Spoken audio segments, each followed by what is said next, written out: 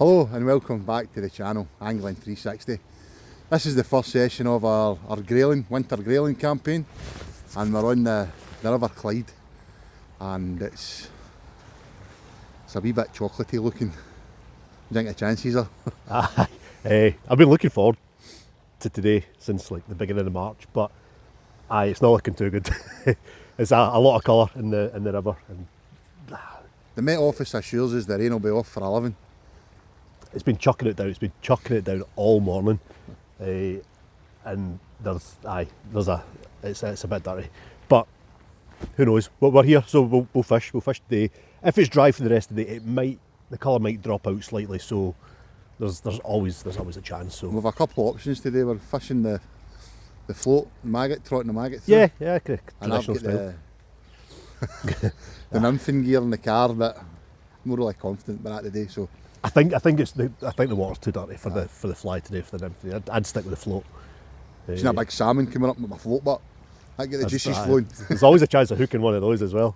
That's usually entertaining when that happens. But you've had one, landed one, lost a few, especially in this stretch. Yeah. So it's a good bit. It's produced grayling in the past for us. If the water drops, the colour in the water drops out a wee bit, then we're in a right good chance. So hopefully, yeah, we'll give it a go. See you in a bit. Let's get fishing.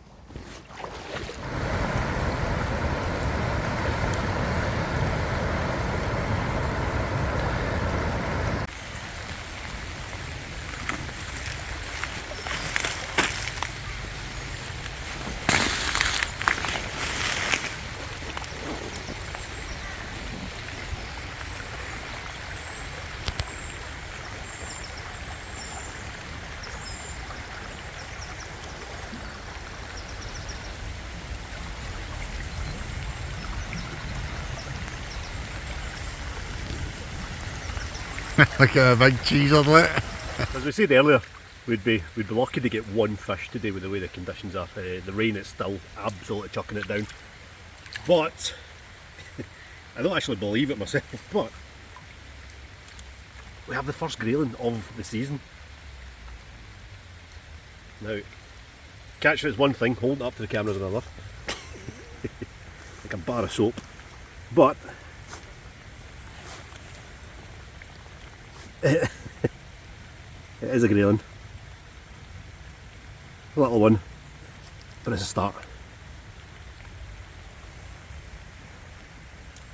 Let's get it back. And I've just hooked into something else. Not sure what it is yet. Oh, it's another grayling. That's slightly better one this time, I think, as well. Still not huge. The River Clyde's not really renowned for big fish. When we started today, I would say I'd be happy with a fish of pound and a half maybe. Pound and a half would be a good fish from here. But after seeing the conditions, I thought, I'll be happy with just a single fish. But if we can get this in the net, it'll be two. About the same size as the last one, but fish is fish. Let's go and have a look at it. There we go, not even been fishing so long. Maybe the coloured water's working in our favour, maybe they're a wee bit more bold. But yeah, second fish in about 5 minutes. This one is slightly bigger actually. So wiry, but there we go. Lovely little grayling. That's 6 ounces or so. A male or a female? It's hard to tell when they're as small as this, but it looks like it might be a female. Much smaller dorsal fin, kind of squared off dorsal fin. The males have got the big fin? Yeah. Once they're mature, they've got massive big red fin. It'd be nice to get one of them today to show, but with the conditions the way they are, I keep going back to the conditions, but I'm happy with that. Yeah, let's see if we can beat the pound mark. That's the new target for today, a pound.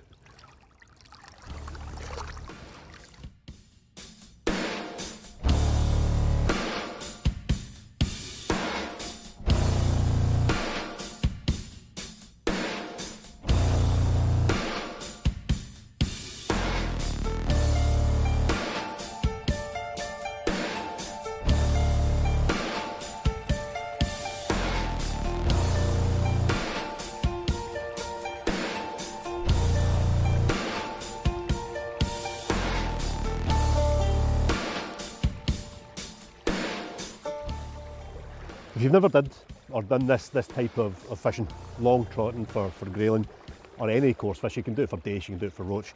I strongly recommend you give it a go because it's fantastic. It's definitely one of my favourite methods of fishing. Travel light, cover the water, and there's nothing better than lifting into a fish 30 yards downstream and feeling that heavy head shake. The method's really straightforward, really simple. You can use a fixed spool reel, you can use a centre pin reel. I love centre pin reels. Don't have it with me today because I was expecting it to be a wee bit blustery, a bit windy. A wee bit more control with the fixed spool. 12.5 foot, 13 foot float rods. And then, if you can pick that up there, it's an Avon style stick float. Alex is slightly blind, by the way. I like a big float, I like to see it when it's further down the stream. Cup of bulk shop just below that, that's just to caulk the float. And then down 12 inches from the hook, small swivel, just stops your line kinking up. Couple of small split just to get it down. There's a bit of flow today, so that's why I've got a couple of split on there. And then a size 16 hook, a little bunch of maggots. I normally only use 2 maggots, but with the colour in the water I thought I'd make a bigger bait, a wee bit more visible. Yeah, let's see if we can get another one.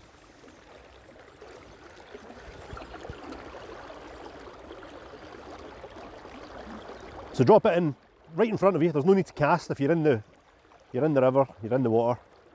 Drop it at your feet. Feed plenty of loose maggots as you go. Trot it down as far as you can see, which for me is not actually that far. Bring it in and repeat.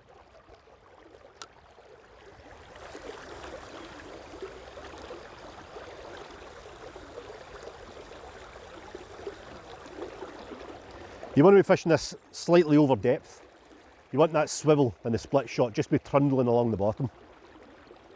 And your maggots will just be floating around behind it.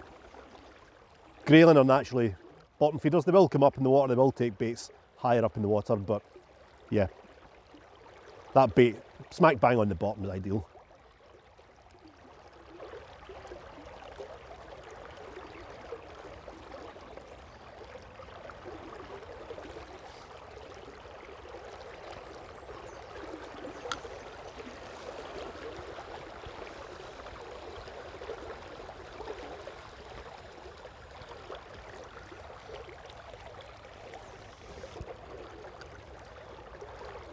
You will get lots of false bites, lots of dips in the float. The float will shoot under just with the split shot catching the gravel and the rocks on the bottom. But strike at everything because you just never know when that next dip in the float will be a fish.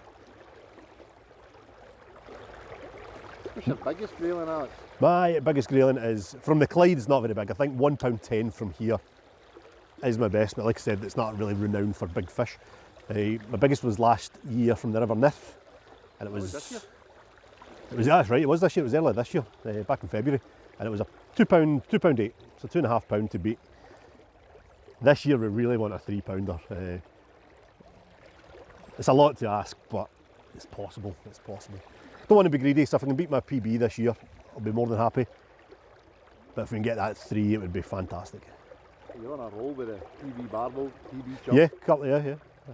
They come in 3s, they say.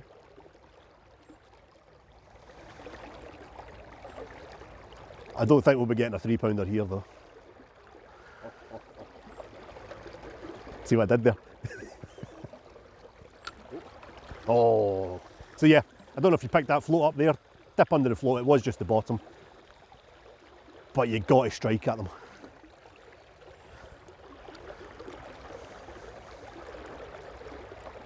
It's a lovely way of fishing. I love being in the water, even though it does get a bit chilly. I don't, because my right waders waiting. Yeah, you don't want leaky waders. But it's, yeah, there's nothing better. It's just, it's the epitome of winter fishing for me. A lot of people, especially nowadays, winter fishing means pike, dead baiting for pike. But there's a lot more to it. And this to me is, yeah, winter fishing, autumn fishing. Ho, ho, ho.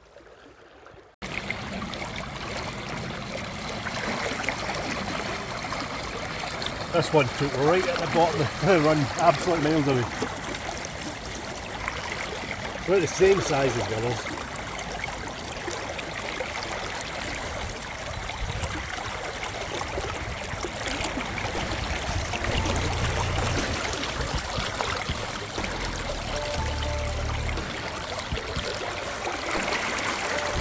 Stunning wee fish, aren't they? Like peas in a pod so far. There'll be a bigger one in there somewhere, I'm sure.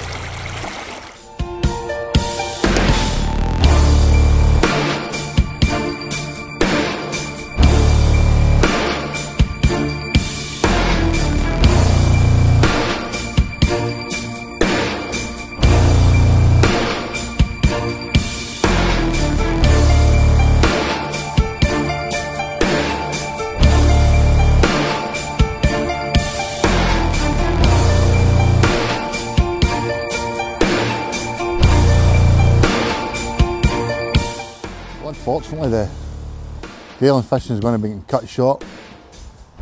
We've just been speaking to the bailiff.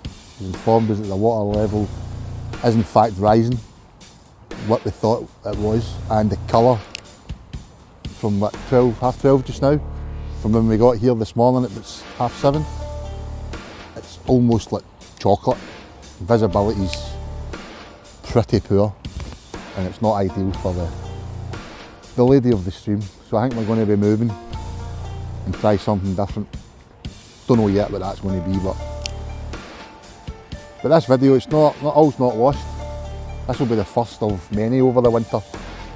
The season starts for us on the Clyde, and then in December, the Nith opens up for us, and we fish that through to March, is it? And the trout season starts. So this will be like a wee mini series. Thankfully we did get some fish. Well, I didn't, Alex did, as usual.